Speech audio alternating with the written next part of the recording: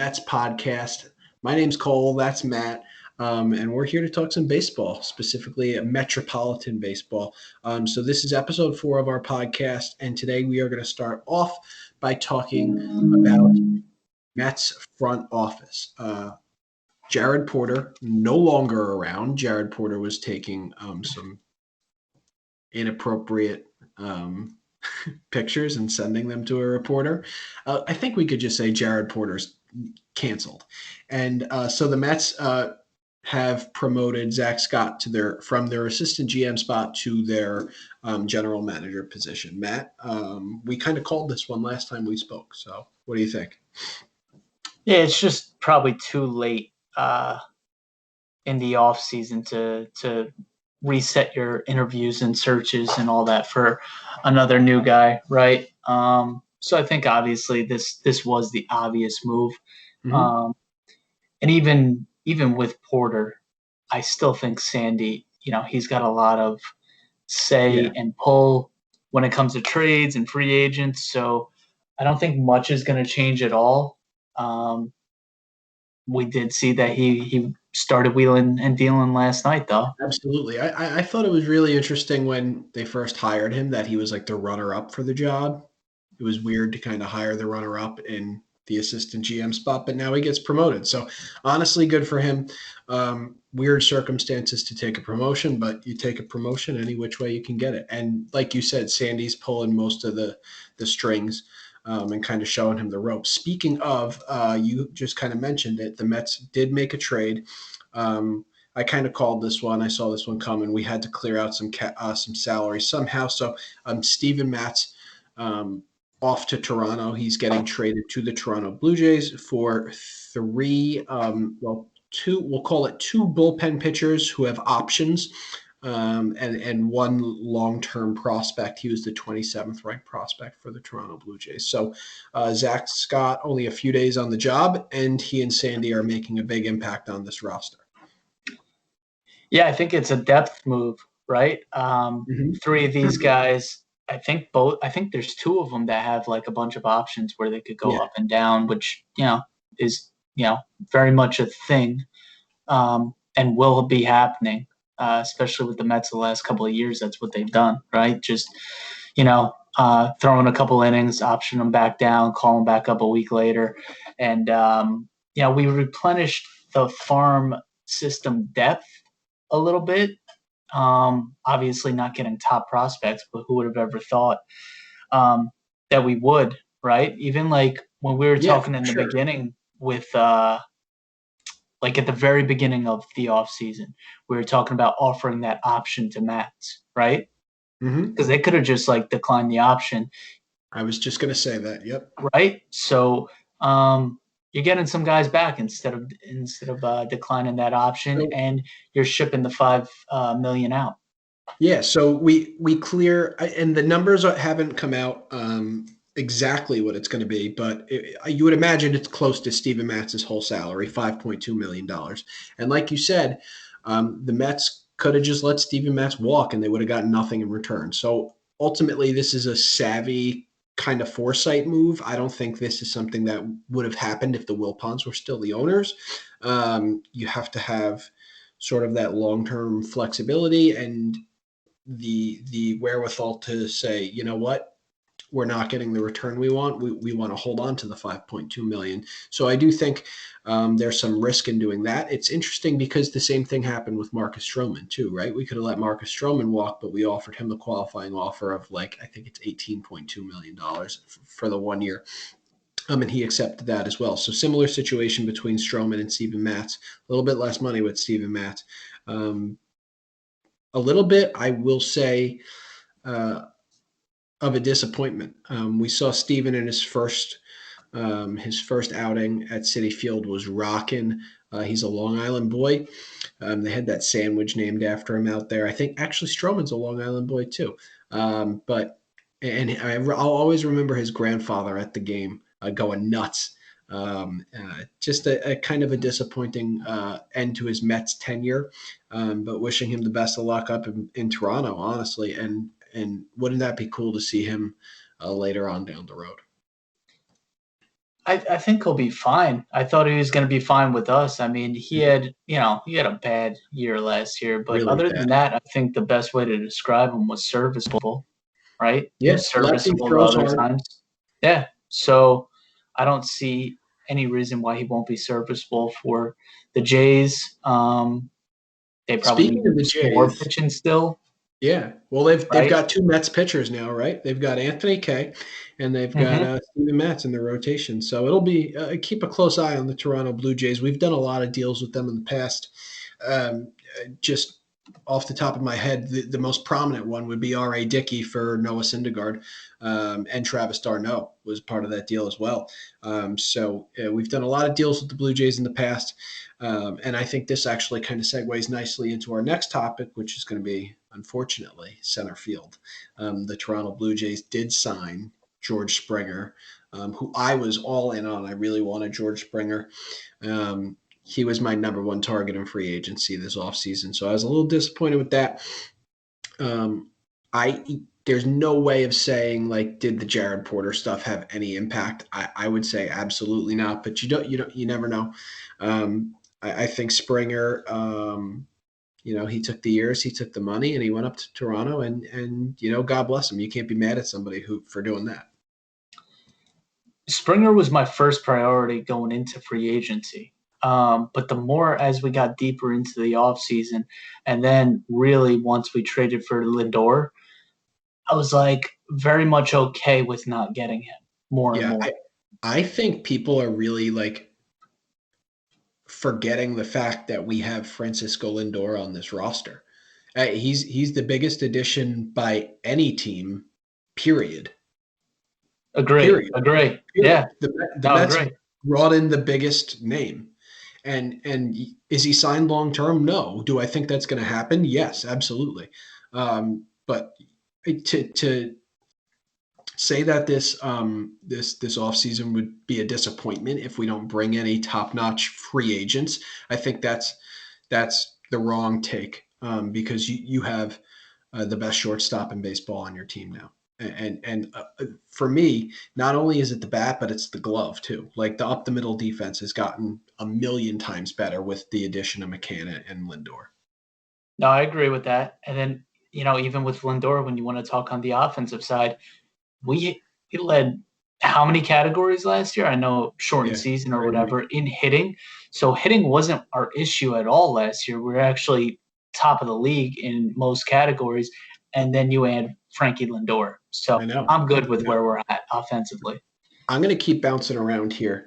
I know we just talked about center field a little bit, but I'm going to go to Aaron Loop. No loop for you, as Mike Puma said in his article. That's a Seinfeld reference, Matt. Um, so Aaron Loop signs with the Mets from Tampa. We got our lefty in the bullpen 1 year, and according to John Heyman, it is right around $3 million. So, and the reason I bring this up is because the $3 million is on the cheap, especially after you just cleared 5.2 from Steven Matz.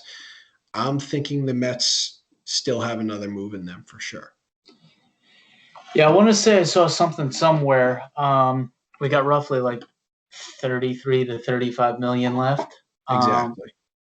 So it, it'll be interesting. Like, we're working out Jake Arrieta tomorrow, right? Saw that. There's a lot of Yeah, teams that are going to that. So I think that's just the Mets doing their due diligence there. I'm not sure if that's right. But like between the money and the 40 man, 40 man's full right now. yeah. But you can really just get one guy, right? Right. Um, and Trevor Bauer is a name that continues to come to mind. They'd have to get creative with the contract. If he comes to us, I'm assuming it's a short-term deal, something like 2 years, 75 million, something like Yeah. that, whatever it may be. Um, but like that, they might have to stagger it where they go over the luxury tax next year, but not this year. Some creative way that I'm sure Sandy and all of them are figuring out. But they do have money to spend. Um, they just don't want to tie themselves up in Right. long term. So I think bringing in the two relief pitchers with options is super helpful because although they did fill up some spots on the 40 man, it kind of allows you that flexibility in the bullpen moving forward. So you have your lefty, you have a Sean Reed Foley who is has been on the Blue Jays for 1, 2, 3 seasons ish, up and down. He's the most prominent name that we got back in the Steven Matz trade. Um, if they're going to bring somebody in, my like Trevor Bauer, um, my assumption would be they're going to try to get rid of one more person on that 40 man. I would assume that they're going to try to get rid of, and I know we've talked about this a little bit, but I would assume they're going to try to move another piece where they can kind of dump some salary like they did with Steven Matz. And if you just got two more bullpen pieces with options, the first two names that come to my mind would be Dylan Betances or Jeurys Familia. Betances is due, I think, like 7.5 million, and Familia is up around 11. Those are some pretty big numbers. So it's going to be interesting to see if the Mets could move a piece like that. It clears a spot on your 40 man. It allows you to bring in Trevor Bauer, and then you could then say, okay, I just cleared this money. Now I could go address center field as well. It's a nice thought. We're going to have to take something back in terms of in terms of salary. I don't know how any team could even just give us some low-level minor league, or not going to even say the word prospect, like some low-level minor leaguer, and just take on, was it 11 million of Jerry Family? So it's tough to see. I did see something out there which I kind of do like, and it does kind of address a need of ours, is trading with Colorado. They have Ian Desmond, who's due like 10, 11 mil, whatever it is. So Familia, and just doing a little swap because Rockies need relievers. But either way, dude, even if we don't get Bauer, I was looking at the 40 man. We have 20 million relievers. I know there's a lot, but like you said, they're going to be using those options up and down all the time. Yeah, but there's also a lot of guys I would imagine that don't have options. Giselman comes to mind. I don't know if he has options, right? Yeah. I don't know. I think Lucchesi does have options. I think so too. Miguel Castro, though. No, I think Castro's got some left. I know this guy doesn't. Brad Brack. No, he's been up too long. Dude, I forgot he was on the team. Yeah, no, that. I loved that acquisition. He was really good. Like, I thought he was a free agent right now still. I didn't know he was like on our team still. No, yeah. So those are pieces that, not all of these guys are going to make the team. And obviously we'll talk about that as it gets closer to spring training. But either way, I would say, regardless of if you get Bauer or if you just sign a mid-level guy to fill that void for the 4 or 5 spot in the rotation, be nice to try to ship off either Familia or Betances at a lower price. Yeah, because I think what we're trying to say here, and we're both kind of going at the same thing, is we would like another outfielder and we would like another pitcher. And how the Mets front office wants to address that is up to them. If it's Bauer and JBJ, great. If it's Bauer and maybe someone like Kevin Pillar, fine. Whatever they think is going to be best for this team moving forward is going to be decided by them, right? But the money's got to work, and the roster's got to work. I would imagine. Man, Betances is shot. I can't really see anybody taking a waiver on him. Familia, I don't know. There's a few teams who still have some money to spend that I think are trying to go after it. I think the White Sox comes to mind, the Twins comes to mind, the Angels comes to mind. We dealt Hansel Robles out to the Angels a few years back, and he ended up doing pretty good out there. I know Mickey Callaway is still out there, so it'd be interesting to see if Familia goes and works back with Mickey Callaway again. Betances has pitched in the American League before. He's been really successful in the American League. If we're going to move either one of those, it's going to have to be something like you said, where we are kind of putting a prospect in with it as well, or the Ian Desmond thing. I haven't heard that before, but the money works out. But trading a relief pitcher for a center fielder, I don't know if the Rockies would necessarily go for that. It's intriguing just because the Rockies don't necessarily need him, right? And I'm not even saying that I love it either because we're still not getting rid of any money. It's just we got to figure out something to to get rid of one of those guys, and I don't know if it's going to happen. Would you get rid of a top 10 prospect along with Familia if and we got nothing really in return? Would you do that? Yeah, I think the only thing that comes to mind here would be shortstop. And if you sign Francisco Lindor long term, where does that leave any shortstop prospects? Right, like Mauricio. He's number one. You can't just flip a guy. And I'm not saying that I would put him in a trade with Familia. I'm just saying, what's the point of having Mauricio and Lindor in the same system necessarily? So I think he not necessarily in that move, but could be a chip that is moved if Francisco Lindor is signed long term. They're going to have to get creative with this.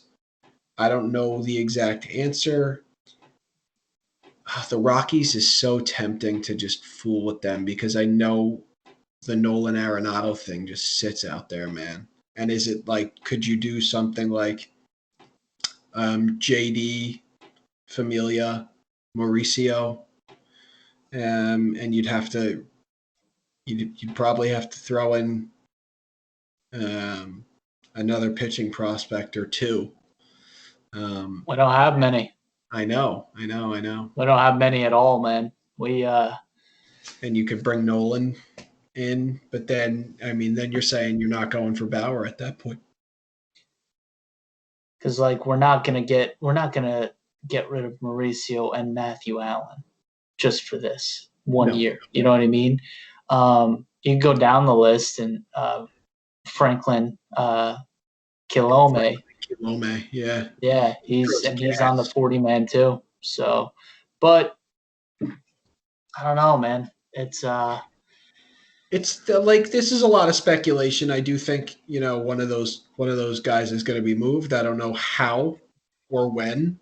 They could sign Bauer first, and they could sign a center fielder first, and then they could kind of, like I said, maybe they're over the luxury tax. I really don't think they want to do that in their first year. I think they would be more lenient with that in the second or the third year, especially if you're going to re-sign Francisco Lindor long term and you're going to work out a contract with Michael Conforto. I think it would be more likely in the second year than the first year, and you kind of save a year of those penalties. Has an organization ever just gone over the luxury tax year after year after year and just been like, fuck it, we'll just pay? No, right? You don't ever see that. No, the Yankees did it for 1 or 2 years and then dropped back down under. That was the weird, the Vernon Wells year where they were signing all these 38-year-olds for $2 million. Yeah, they had a trash team. Yeah, so there you go. But this is what happened with the Red Sox too. You can't do it. It's not. It just doesn't work out. That's why I don't care to have Arenado. That's why I don't care to have Chris Bryant. Because it's we're good, man. We don't need a superstar at every single position. We need a well-rounded team, and we need way better player development moving forward. No, I agree. Let's circle back to Bauer, though, because you brought up something really interesting. You said 2 for 75. I keep hearing 3 or 4, and each year there would be an opt-out. I don't know if it's going to be a Bauer opt-out or if it's going to be a club opt-out. And what I've been seeing recently actually is it could be a mutual opt-out, which would mean both sides have to agree to it in order for that to happen. Um, this one, I think we're the front runners for him for sure. Who else is going after him? It's us and the Dodgers because the Angels have pretty much dropped out. The Dodgers really haven't done much this offseason either. So I could see them wanting to make a big splash too. But how many guys can you pay on a roster? They've got Mookie Betts, they've got Kershaw, they've got Walker Buehler, they've got Cody Bellinger, and I know a lot of those guys are still in their arbitration years, but you're going to have to lock them up long term eventually. So maybe the Dodgers are trying to do something similar like the Mets. Maybe it's 2 years, 75. Maybe it's 3 years and 100, and each year it's an opt out. I'm not sure how this one works out. It's going to be really interesting. He brings a lot of baggage. I think a lot of good baggage. I think a lot of interesting baggage, you can say. I know, I personally, just from talking to friends of mine who are Mets fans are like, I wouldn't touch him. I can't believe I'm hearing people say this. You wouldn't. They're bring idiots. They're idiots. Why would you not want to bring in a Cy Young Award winner? I don't get idiots. That. Straight up, the people that say that are just not bright. But what do you care what he posts? What do you, like? Not even that. They think he's kind of like a clubhouse, like a rotten egg. They've never been in a clubhouse with him. That's fair. That's fair. Go on his YouTube channel and then look at every single past teammate he has that goes on his vlogs and his dinner podcast conversations that he does. He has every single teammate that he has had on there. I will say, him throwing the ball into center field to show up Francona was probably not a good look.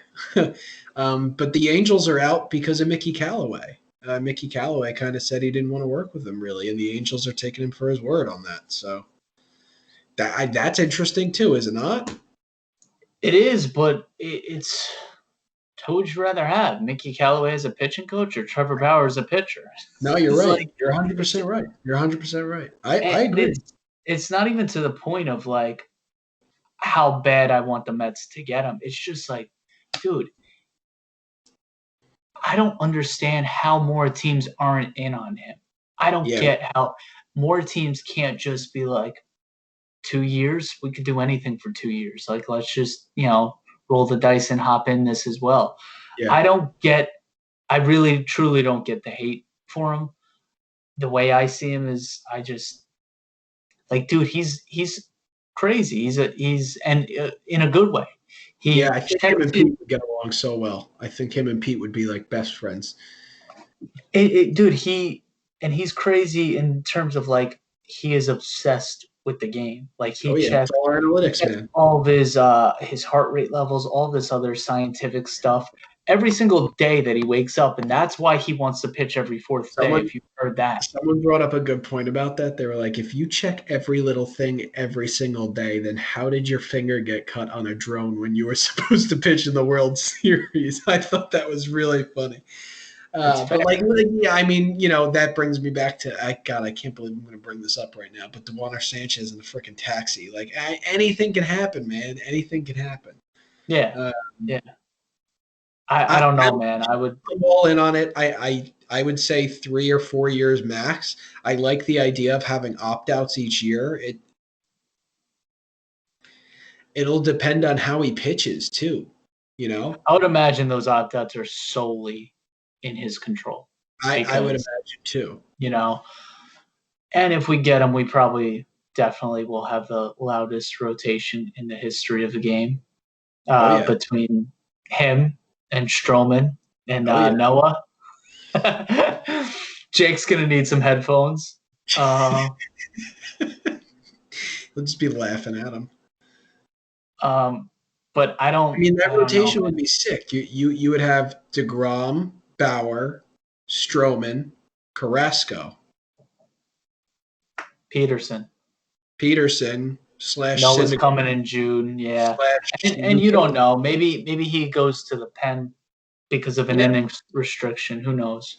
And so, I mean, Peterson and Lucchesi could double up. It could be Lucchesi first, then Peterson. When Noah comes back, like you said, they have options. Options are a good thing.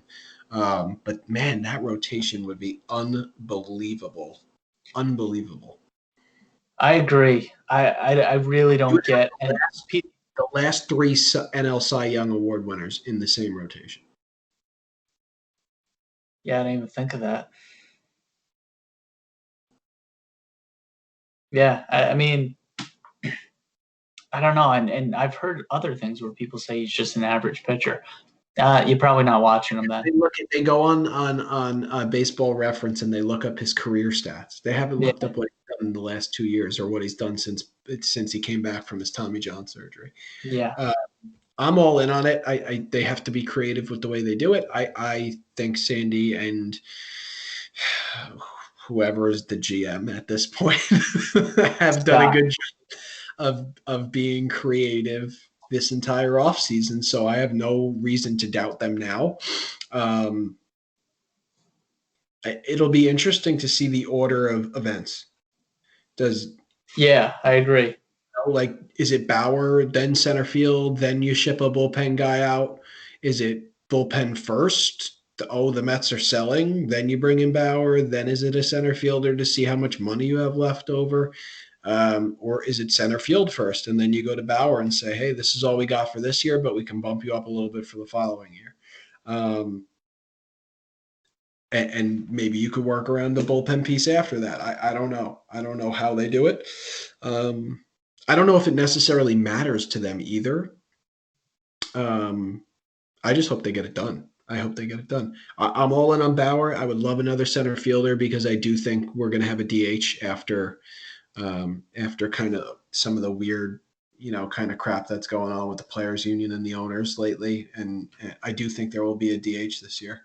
It's ridiculous that hasn't come out yet, but I do think there will be a DH in both the National League and the American League, which is a huge plus for the Mets. Honestly, you get to move Dom Smith or Pete Alonso into the DH spot, but that means you really are going to have to focus on getting another outfielder, I would imagine.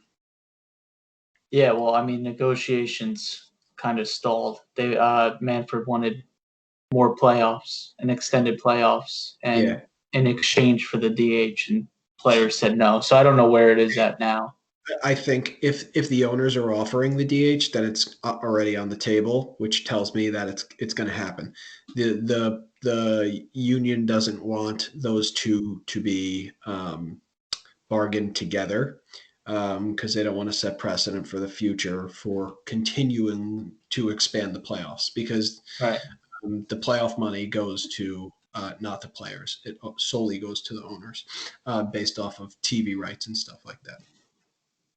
And I think no matter who we sign, whether it's Bauer, whether it's for a center fielder, whether it's bringing over Chris Bryant in a trade, if any of this compromises a Lindor extension, if it compromises a re-signing of Conforto and an extension, and if it compromises even, honestly, even a Noah extension later on down the road, I'm less intrigued by it.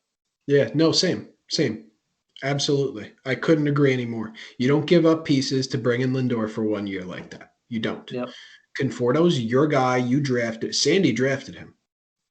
Yeah. Sandy's not going to let him walk. And Syndergaard, let's wait and see. I would. But I agree. We're not going to do it. I would offer him an extension now on the hopes of getting him for a cheaper deal. Yeah. And he might sign it because he wants that guarantee. Right. No, it'll be it's going to be from what happened from episode 3 to now, it's been an interesting week. It'll be an interesting week moving forward too. So I'm excited to see what happens. I got a few of my Met fan followers from back at home sending tweets at me and sending me articles to read and stuff. And it's all good, man. It's all good. It's all good. I am excited. I really think we're going to get Bauer. We'll see what happens in center field. We'll see if we can move one of those pieces in the bullpen and kind of go from there, really. I'm ready. I'm ready for spring training. This team's going to be good, man. This team's going to be good. Yeah. Yep. I am ready for spring training. It's almost February, man. Let's go. Yeah. Port St. Lucie. We're there. That's right. All right, ladies and gentlemen, that's it for episode 4. Let's put it in the books.